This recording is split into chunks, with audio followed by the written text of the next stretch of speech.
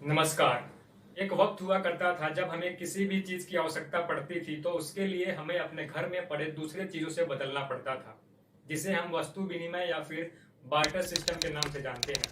इसको इस तरह से समझ सकते हैं कि अगर हमें उस वक्त आटे की आवश्यकता होती थी तो उसके लिए हमें उतनी ही वैल्यू की चावल या फिर दाल या फिर किसी भी वस्तु से उसको बदलना पड़ता था।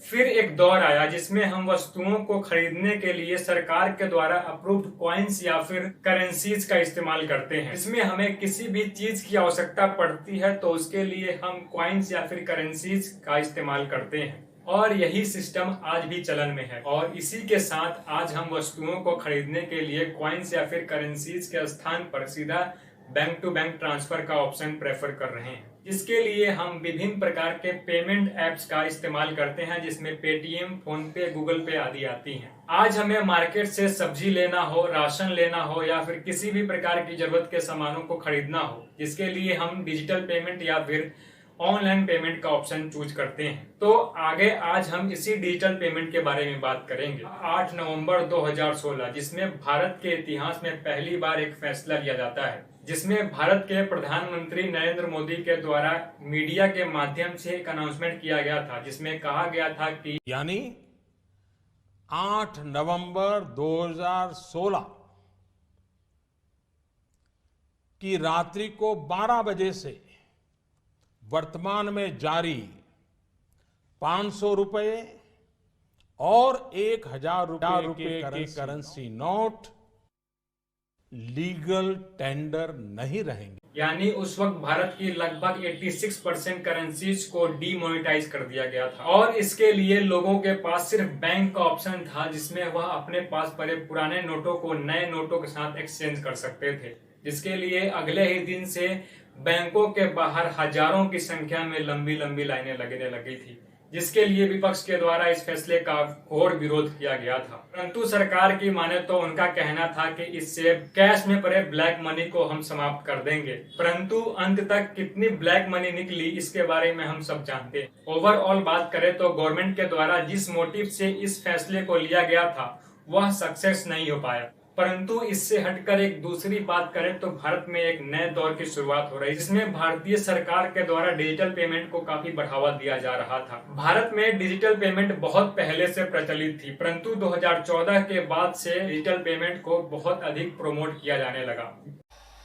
बैंक में अगर आपका खाता है, बैंक में अगर आपका पैसा है, तो आप मोबाइल फोन से जो भी खरीदना हो खरीद सकते हो, जो भी लेना हो। और डीमोनेटाइजेशन के वक्त जब लोगों के पास कैश नहीं थी तो इंडियन गवर्नमेंट के द्वारा लोगों को कैशलेस ट्रांजैक्शन यानी कि डिजिटल ट्रांजैक्शन करने के लिए कहा करती थी और इसी के बाद से ही ट्रांजैक्शन के लिए डिजिटल पेमेंट भारतीयों के लिए दूसरी पसंद बनने लग गई थी। एक समय पर ऐसा कहा जाता था कि भारत में डिजिटल पेमेंट को सक्सेस कर पाना पॉसिबल नहीं है और वहीं आज भारत डिजिटल ट्रांजैक्शन में दुनिया की नंबर 1 कंट्री बन चुकी है। भारत ने यूएसए और चाइना को डिजिटल ट्रांजैक्शन में पीछे छोड़ते हुए बादशाहत कायम कर लिया है। यहाँ पर आपको एक बात बता दूं कि यूएसए और चाइना की पर कैपिटा इनकम भारत से कई गुना ज्यादा है, इसलिए भारत डिजिटल पेमेंट के मामले में टोटल वॉल्यूम में नंबर 1 बना है, यानी कि विश्व में सबसे अधिक भारत के लोगों के द्वारा ही डिजिटल पेमेंट का ऑप्शन चुना जाता है।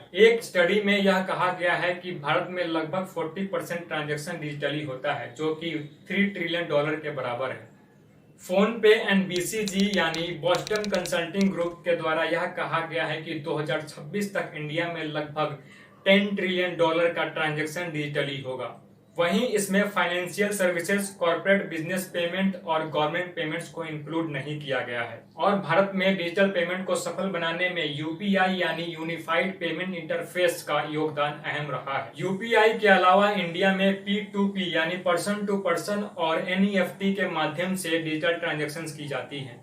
वहीं एक स्टडी में यह भी कहा गया है कि 2026 तक टोटल डिजिटल पेमेंट का लगभग 75% हिस्सा अकेले यूपीआई यानी यूनिफाइड पेमेंट इंटरफेस के द्वारा कवर किया जाएगा, जो कि इसके लिए बहुत बड़ी अचीवमेंट होगी।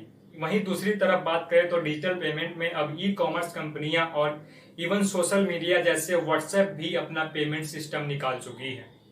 वहीं इस डिजिटल पेमेंट के फायदे और नुकसान की बात करें तो फायदा यह होगा कि अब हमारे गवर्नमेंट के पास हमारी नीड्स और डिमांड की पूरी डाटा उपलब्ध होगी तथा जितनी भी कंपनीज है वो लोगों के डिमांड और नीड्स के अनुसार उनके रीच तक सामानों को आसानी से पहुंचा सकेगी। वहीं इस डिजिटल पेमेंट के नुकसान की बात करें तो आजकल डिजिटल पेमेंट में फ्रॉड होते हुए बहुत देखा जा रहा है। दूसरा, अगर आप डिजिटल पेमेंट कर रहे हैं तो उन हर जगहों पर अपनी मौजूदगी का डाटा छोड़ रहे हैं। आप क्या खा रहे हैं, आप क्या पहन रहे हैं, आप कौन सी चीजों का इस्तेमाल कर रहे हैं, अब इन सब चीजों का आसानी से पता लगाया जा सकता है। अंत में जाते जाते आपको एक डाटा बता दूं, भारत में डिजिटल पेमेंट की सफलता के पीछे सबसे बड़ा रीजन यह बताया जाता है कि यहाँ पर भारी संख्या में अकाउंट खोली गई थी और आधार कार्ड जो आज हर किसी के पास उपलब्ध है, इन दोनों के वजह से ही भारत में डिजिटल पेमेंट सफल हो पाया है। आज 15 वर्ष से अधिक उम्र के लगभग 80% लोगों के पास अपना बैंक अकाउंट है और लगभग 99.7% लोगों के पास आधार कार्ड उपलब्ध है। तो यह था अब तक का अपडेट। अगर वीडियो इन्फॉर्मेटिव लगा हो तो लाइक जरूर करें और ऐसे ही इन्फॉर्मेटिव वीडियो देखने के लिए चैनल को सब्सक्राइब जरूर करें। धन्यवाद, मिलते हैं अगले वीडियो।